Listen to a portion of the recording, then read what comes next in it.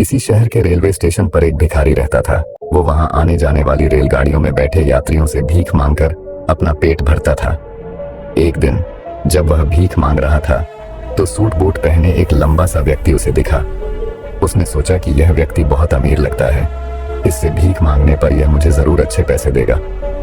वह उस लंबे व्यक्ति से भीख मांगने लगा। भिखारी को देखकर उस लंबे व्यक्ति ने कहा, तुम हमेशा मांगते ही रहते हो, क्या कभी किसी को कुछ देते भी हो?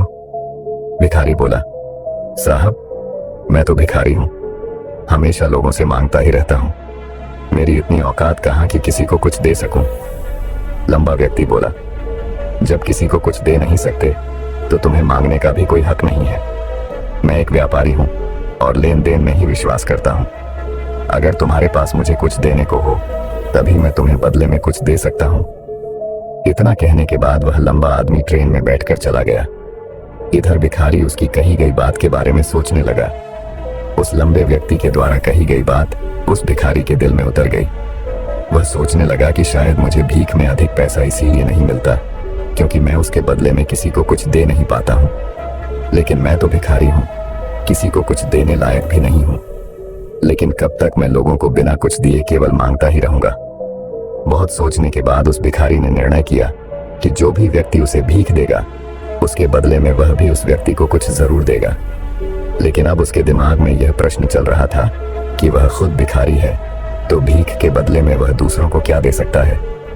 इस बात को सोचते हुए 2 दिन हो गए, लेकिन उसे अपने प्रश्न का कोई उत्तर नहीं मिला था। तीसरे दिन जब वह स्टेशन के पास बैठा हुआ था तभी उसकी नजर कुछ फूलों पर पड़ी जो स्टेशन के आसपास के पौधों पर खिल रहे थे। उसने सोचा, क्यों ना मैं लोगों को भीख के बदले कुछ फूल दे दिया करूं। उसको अपना यह विचार अच्छा लगा और उसने वहां से कुछ फूल तोड़ लिए। अब वह ट्रेन में भीख मांगने पहुंचा। अब जब भी कोई उसे भीख देता तो उसके बदले में वह भीख देने वाले को कुछ फूल दे देता। उन फूलों को लोग खुश होकर अपने पास रख लेते थे। अब भिखारी रोज फूल तोड़ता और भीख के बदले में उन फूलों को लोगों में बांट देता था। कुछ ही दिनों में उसने महसूस किया कि अब उसे बहुत अधिक लोग भीख देने लगे हैं। वह स्टेशन के पास के सभी फूलों को तोड़ लाता था। जब तक उसके पास फूल रहते थे तब तक उसे बहुत से लोग भीख देते थे, लेकिन जब फूल बांटते बांटते खत्म हो जाते तो उसे भीख भी नहीं मिलती थी। अब रोज ऐसा ही चलता रहा। एक दिन जब वह भीख मांग रहा था तो उसने देखा कि वही लंबा व्यक्ति ट्रेन में बैठा है जिसकी वजह से उसे भीख के बदले फूल देने की प्रेरणा मिली थी। वह तुरंत उस व्यक्ति के पास पहुंच गया और भीख मांगते हुए बोला, आज मेरे पास आपको देने के लिए कुछ फूल हैं, आप मुझे भीख दीजिए तो बदले में मैं आपको कुछ फूल दूंगा।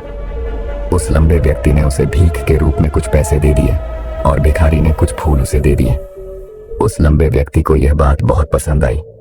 वह बोला, वाह क्या बात है, आज तुम भी मेरी तरह एक व्यापारी बन गए हो। इतना कहकर फूल लेकर वह लंबा व्यक्ति अपने स्टेशन पर उतर गया। लेकिन उस लंबे व्यक्ति द्वारा कही गई बात एक बार फिर से उस भिखारी के दिल में उतर गई। वह बार बार उस लंबे व्यक्ति के द्वारा कही गई बात के बारे में सोचने लगा और बहुत खुश होने लगा। उसकी आंखें अब चमकने लगीं। उसे लगने लगा कि अब उसके हाथ सफलता की वह चाबी लग गई है जिसके द्वारा वह अपने जीवन को बदल सकता है। वह तुरंत ट्रेन से नीचे उतरा और उत्साहित होकर बहुत तेज आवाज में ऊपर आसमान की तरफ देखकर बोला, मैं भिखारी नहीं हूं, मैं तो एक व्यापारी हूं, मैं भी अमीर बन सकता हूं। लोगों ने उसे देखा तो सोचा कि शायद यह भिखारी पागल हो गया है और अगले दिन से वह भिखारी उस स्टेशन पर फिर कभी नहीं दिखा। लेकिन 6 महीने बाद इसी स्टेशन पर 2 व्यक्ति सूट बूट पहने हुए यात्रा कर रहे थे। दोनों ने एक दूसरे को देखा तो उनमें से एक ने दूसरे से हाथ मिलाया और कहा, क्या आपने मुझे पहचाना?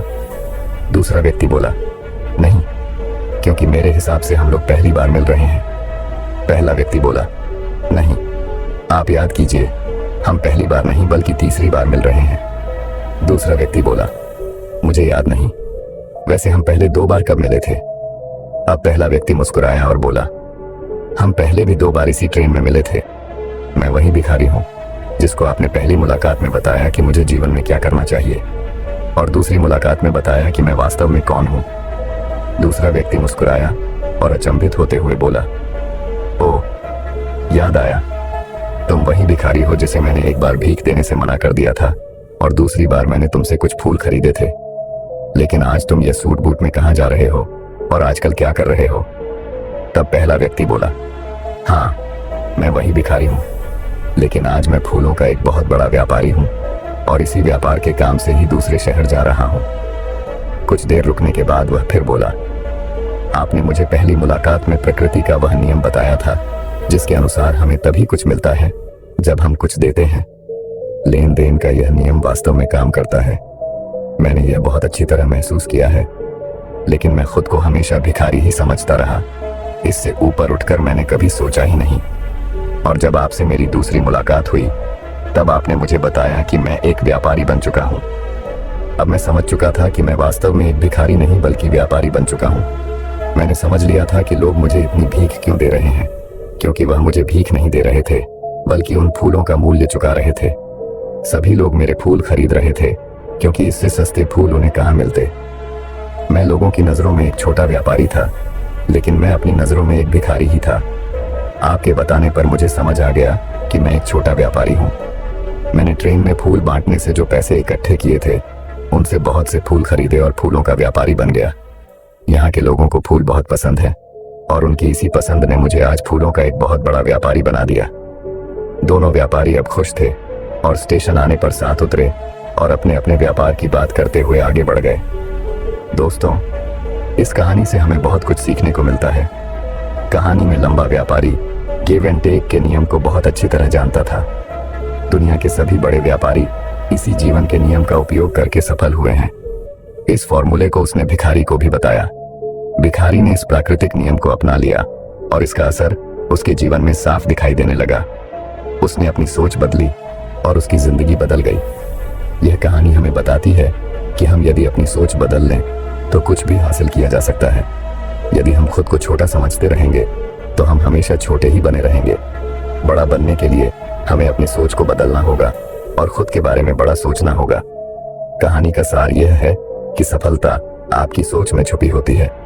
खुद का आत्मसम्मान जगाइए, अपनी सोच को बड़ा बनाइए और देखिए कैसे आप सफलता के शिखर पर पहुंच जाते हैं।